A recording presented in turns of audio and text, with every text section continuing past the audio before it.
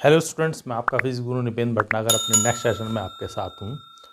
Optics में हम इससे पहले ले चुके हैं पतले लेंस के लिए लेंस मेकर्स फार्मूला या लेंस का सूत्र। दोनों फार्मूले हम डिस्कस कर चुके हैं कि यदि हमारे पास सिंगल लेंस है, एकल लेंस है, तब उसकी फोकस दूरी किस प्रकार निर्धारित होती है।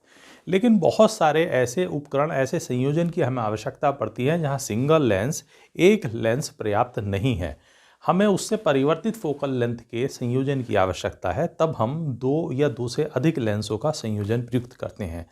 तो आज हम ऐसे ही एक इम्पॉर्टेंट टॉपिक डिस्कस करेंगे, संपर्क में रखे दो लेंसों की संयुक्त फोकस दूरी या संयुक्त क्षमता। ठीक है, तो आइए स्टूडेंट स्टार्ट करते हैं। बहुत ही इंपॉर्टेंट टॉपिक, इंटरेस्टेड टॉपिक, संपर्क में रखे दो लेंसों की संयुक्त फोकस दूरी। इसके लिए हमने L1 और L2 दो पतले लेंसेज लिए हैं जिनको हमने परस्पर कांटेक्ट में, संपर्क में रख दिया है, जिनकी फोकस दूरियां हैं F1 और F2। एक बिंदु वस्तु ली है O जो U दूरी पर स्थित है संयोजन से, और इस वस्तु का पहले लेंस द्वारा अपवर्तन के पश्चात जो प्रतिबिंब बन रहा है वो बन रहा है आई डैश। इस सिचुएशन के लिए हमने मान लिया कि दूसरा लेंस अपनी जगह यदि नहीं है, केवल अगर सिंगल लेंस हमारे पास है, तो यहां से अपवर्तन के पश्चात इसका आई डैश प्रतिबिंब बनता, जो कि वी डैश दूरी पर बन रहा है। लेकिन एक्चुअली चूंकि दूसरा लेंस भी उपस्थित है, तो ये प्रतिबिंब आई डैश दूसरे लेंस के लिए करता है वस्तु का कार्य और उसकी फाइनल इमेज बनाता है आई।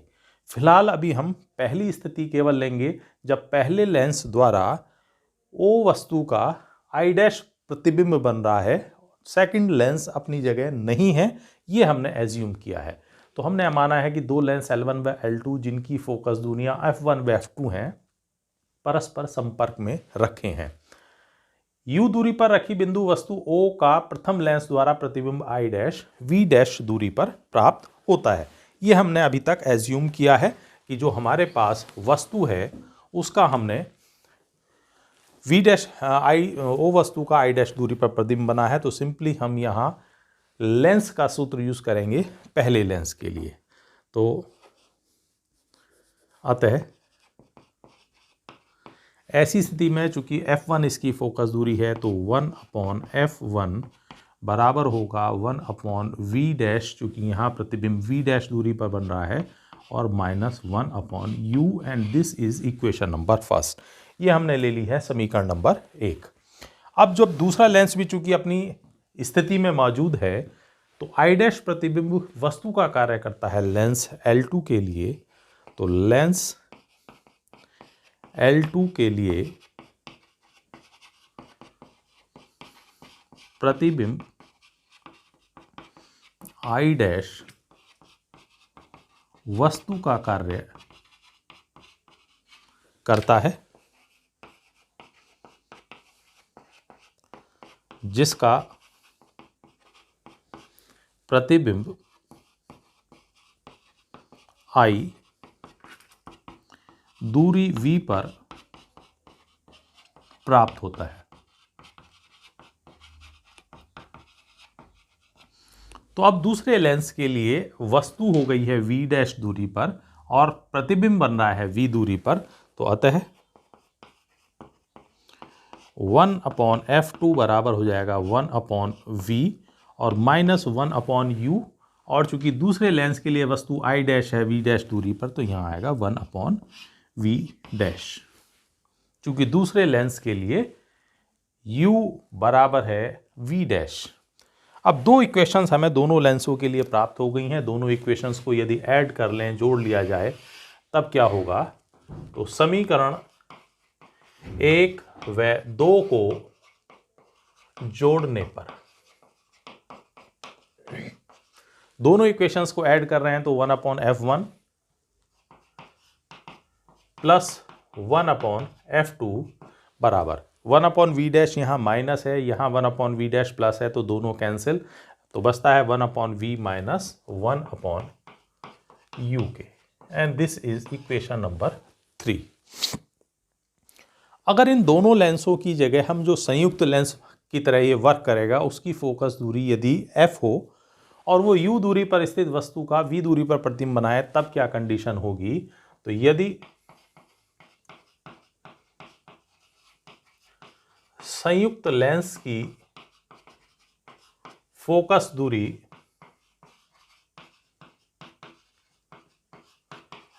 f हो,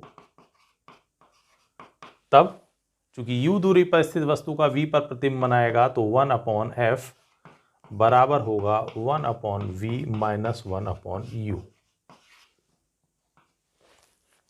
दोनों इक्वेशंस अगर हम लें समीकरण 3 और समीकरण 4, तो दोनों के कंपैरिजन अगर कर लिया जाए तो समीकरण 3 व 4 से तो सिंपल फार्मूला आ जाता है 1/f is equal to 1/f1 plus 1/f2। तो ये है हमारे संपर्क में रखे दो पतले लेंसों की संयुक्त फोकस दूरी का सूत्र 1/f is equal to 1/f1 plus 1/f2। या इसको हम f1 f2 टेकन एलसीएम, तो यहाँ आ जाएगा f2 प्लस f1, या हम कह सकते हैं f बराबर f1 f2 upon f1 plus f2। इसी की ये फॉर्म है। तो ये है संपर्क में रखे दो पतले लेंसों की संयुक्त फोकस दूरी का सूत्र। आर्टिकल फॉर्मेट में आता है तो हम यहीं तक फिनिश कर देंगे इसको। ये है संयुक्त लेंस की फोकस दूरी। लेकिन अभी हमने जो डायग्राम में फिगर ली है उसमें हमने दोनों लेंसेज उत्तल दिखाए गए हैं। अगर इनमें से एक लेंस उत्तल और एक अवतल ले लिया जाए तब क्या कंडीशंस होती हैं वो हम लेकर के चलें। क्योंकि इन वैरायटीज के ऊपर न्यूमेरिकल्स फॉर्म होंगे तो उनको समझ लेना आवश्यक है।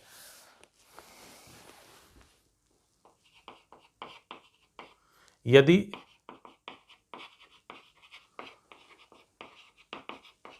संपर्क में रखा लेंस L1 उत्तल व लेंस L2 अवतल हो, तब अब ऐसी कंडीशन में तीन सिचुएशंस पॉसिबल हैं। अब ध्यान दें, F1 अब हमने लिया है, जो पहला लेंस लिया है F1 या L1 जिसकी फोकस दूरी है F1, ये लिया है उत्तल। तो सिंपली इसकी फोकस दूरी कैसी होगी? धनात्मक। और जो दूसरा है अवतल लेंस, वो हमने लिया है L2 जिसकी फोकस दूरी F2 और अवतल लेंस की फोकस दूरी होती है ऋणात्मक। तो अब हम इस प्रॉपर्टी को यहां इस्तेमाल करेंगे। तीन सिचुएशंस हो सकती हैं यदि F1 ग्रेटर देन F2, यानी जो संपर्क में हमारे लेंस रखे हुए हैं उत्तल और एक अवतल, उत्तल लेंस की फोकस दूरी ज़्यादा है, तब क्या कंडीशंस होगी? तो ऐसी सिचुएशन में देखिए, तो संयुक्त लेंस की फोकस दूरी एक है धनात्मक और ऋणात्मक, तो पॉजिटिव और नेगेटिव दोनों का गुणनफल हमेशा नेगेटिव होता, तो ऊपर तो वैल्यू आ रही है आपकी नेगेटिव। नीचे है F1 प्लस F2, F1 धनात्मक है और F2 ऋणात्मक है। धनात्मक वैल्यू चूंकि ज़्यादा है तो नीचे धनात्मक मान बचेगा, it means positive, and minus upon plus means negative. और नेगेटिव हम जानते हैं अवतल लेंस की फोकस दूरी होती है, यानी अगर संपर्क में रखे एक उत्तल और अवतल लेंस में उत्तल की फोकस दूरी ज़्यादा है तो संयुक्त लेंस कैसा वर्क कर रहा है? अवतल की तरह। तो अतः संयुक्त lens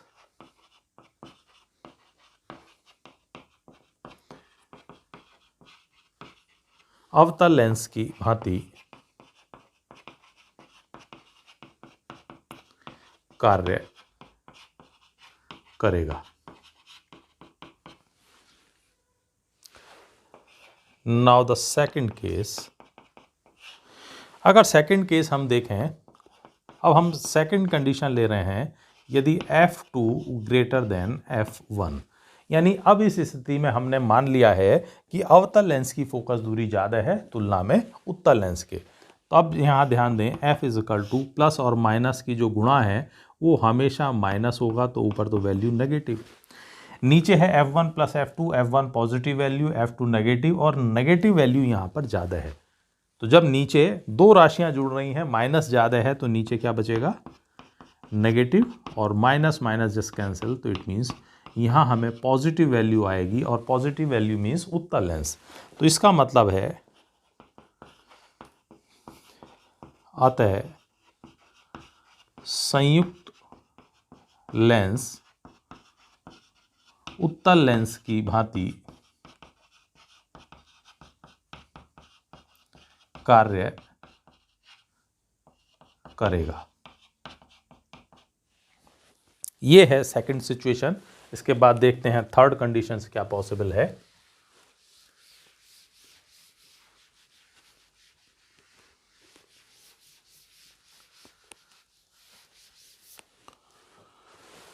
now the case third.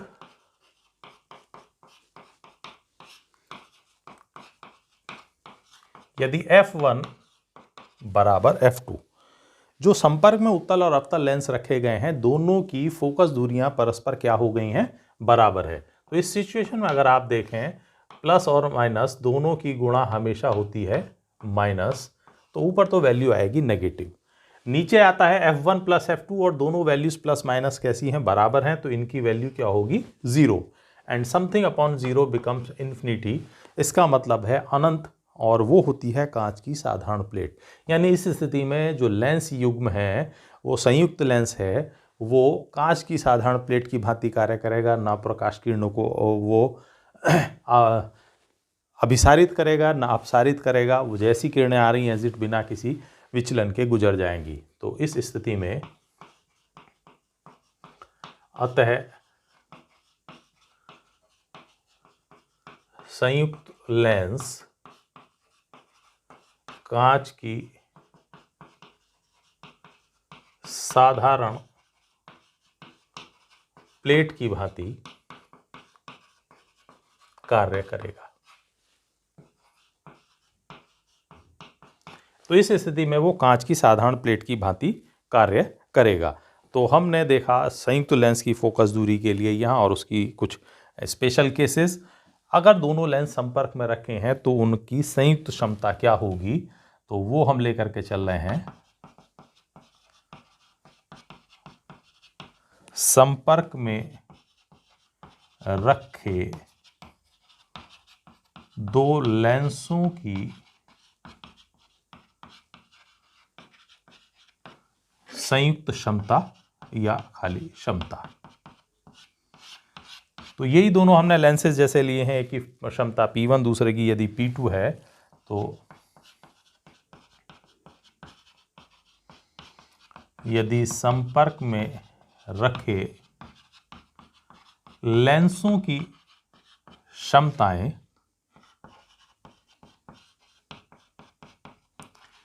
क्रमशः P1 व P2 हो,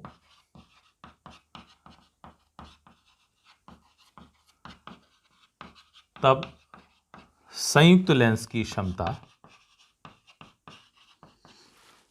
जब दो लेंस संपर्क में रखें तो उनकी संयुक्त फोकस दूरी का फार्मूला जो हमने लिया था, दैट इज 1/f बराबर होता है 1/f1 प्लस 1/f2। 1/f ये है लेंस की क्षमता जिसे हम P से रिप्रेजेंट करते हैं, तो ये होगा P। 1/f1 ये दूसरे लेंस की क्षमता को प्रदर्शित करता है P1, और इसी तरह 1/f2 दूसरे लेंस की क्षमता। यदि दो लेंस संपर्क में रखे हैं तो उनकी संयुक्त क्षमता का सूत्र होगा P = P1 + P2। तो ये भी इम्पॉर्टेंट टॉपिक है, इसका काफ़ी जगह यूज़ होगा। जब दो लेंसेज संपर्क में रखे गए हों तो उनकी फोकस दूरी होगी 1/f1, 1/f = 1/f1 + 1/f2। ध्यान देंगे इस तरह के क्वेश्चंस जब न्यूमेरिकल हम करेंगे तो F1 F2 की वैल्यू उनके चिन्ह सहित रखी जाएगी। इसी तरह P1 P2 यहाँ पर भी क्षमता चिन्ह सहित रखी जाएगी, और हम इन सूत्रों की सहायता से क्षमता या फोकस दूरी ज्ञात कर सकते हैं।